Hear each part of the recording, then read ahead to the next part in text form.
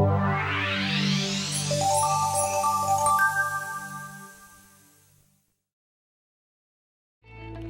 morning. In 2015, a groundbreaking television program took Israel by storm. Fauda tells the story of Israel's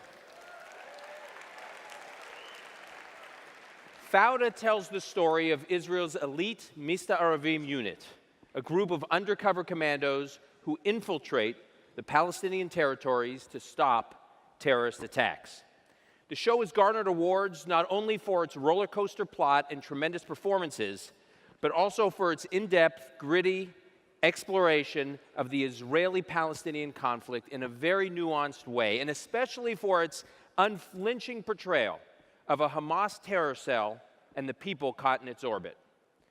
While Fauda focuses on conflict within Israeli society, behind the scenes, another story unfolded. The show, which films in an Arab city, Kfar Qassam, near the border with the West Bank, has been a driver for economic opportunity and coexistence for Jewish and Arab Israelis.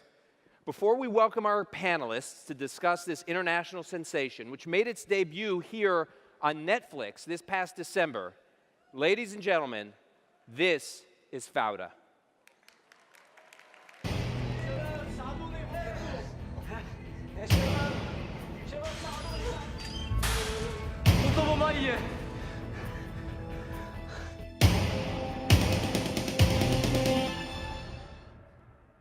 אבו אחמד חיים. רק רוצה להזכיר במי מדובר. יש לאבו אחמד דם על הידיים של 116 ישראלים שהתפוצצו בפיגועים שהוא עצמו הוציא. אין מחבל שרצח יותר ממנו. אין. נשים, ילדים, זקנים, חיילים. הבן זונה רוצח. בן מוות. בן מוות.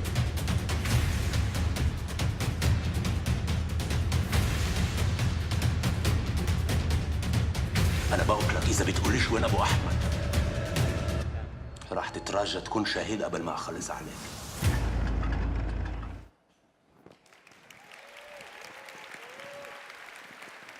Please welcome the co-creators of Fauda, Avi Issacharoff and Lior Raz.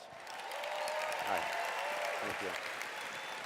So, we have a limited amount of time. I want to jump into this. We got a lot to cover. First, what is Fauda? What is a Fauda?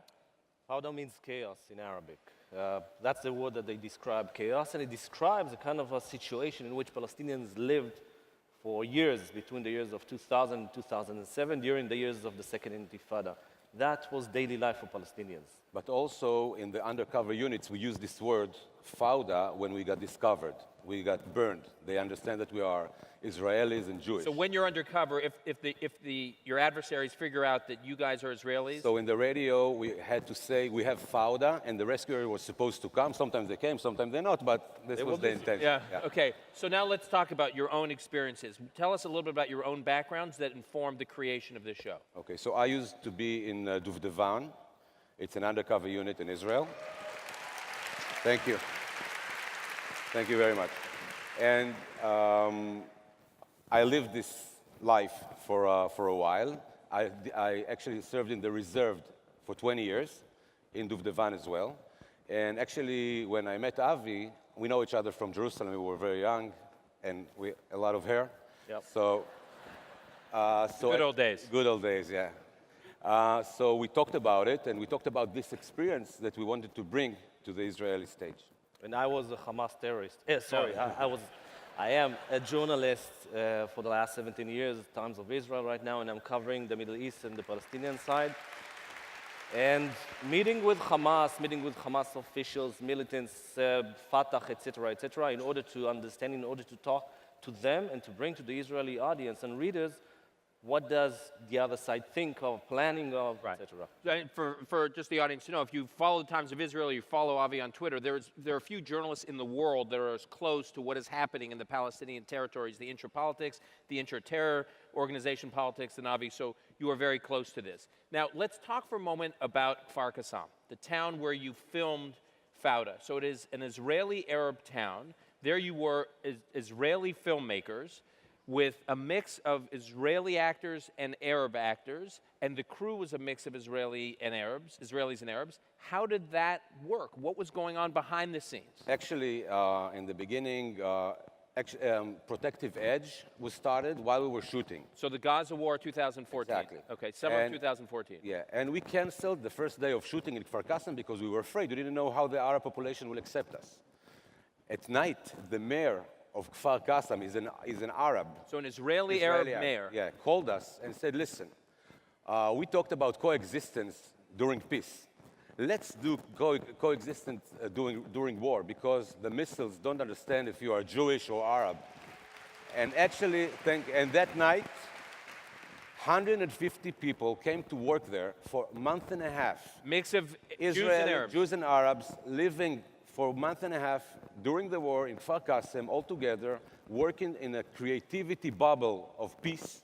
And we had an argument. We had, just like me and my wife, we love each other, but we have some argument.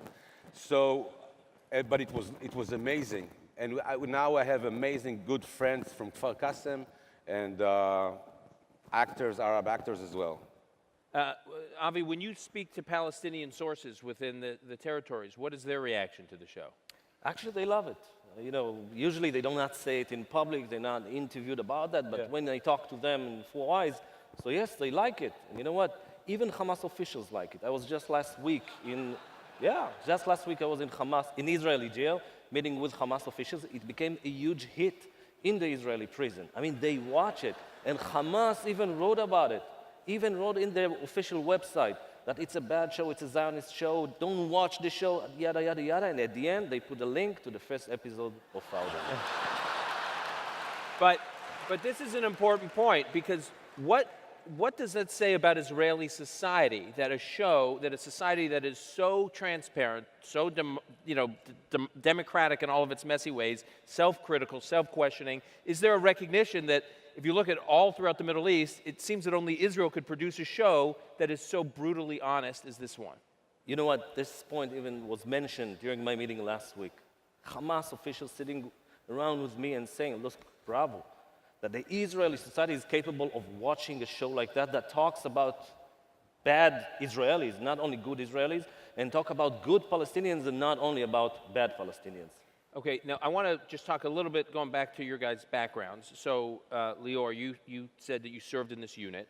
Describe for people here what it actually means to serve in a unit like this. For instance, you go undercover. How does one prepare for that? What's that like?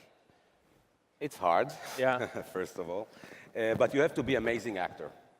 Just imagine you are 18 years old and you have to be an amazing actor. You're going to villages in a different language, different body language. And for me, as an actor now in Israel, I can play somewhere, and if I'll not play so good, they will write about me in the newspapers, Lior Raz is a bad actor.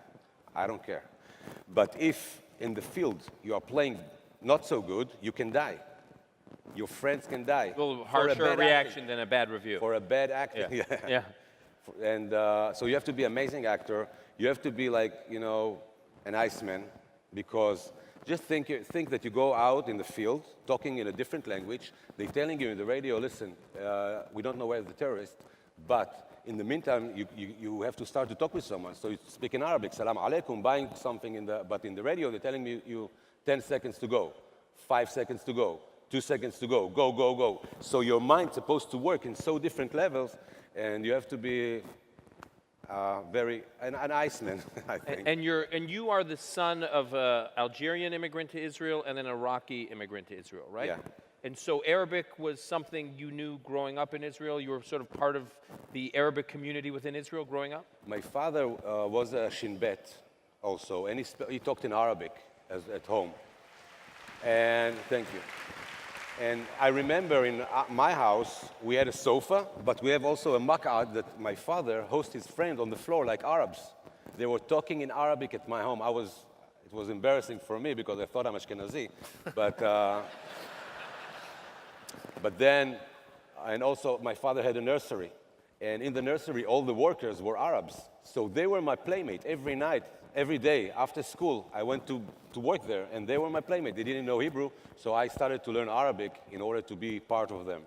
And how did you get comfortable enough that you could be covering the Palestinian scene the way you do, immersing yourself in the local culture?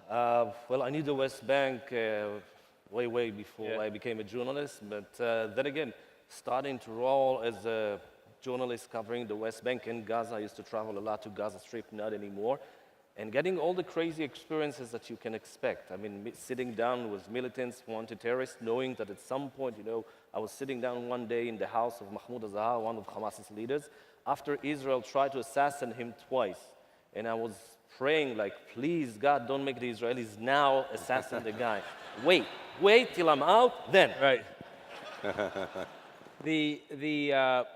You bring a lot of your own life experiences, very personal way into the show. Yep.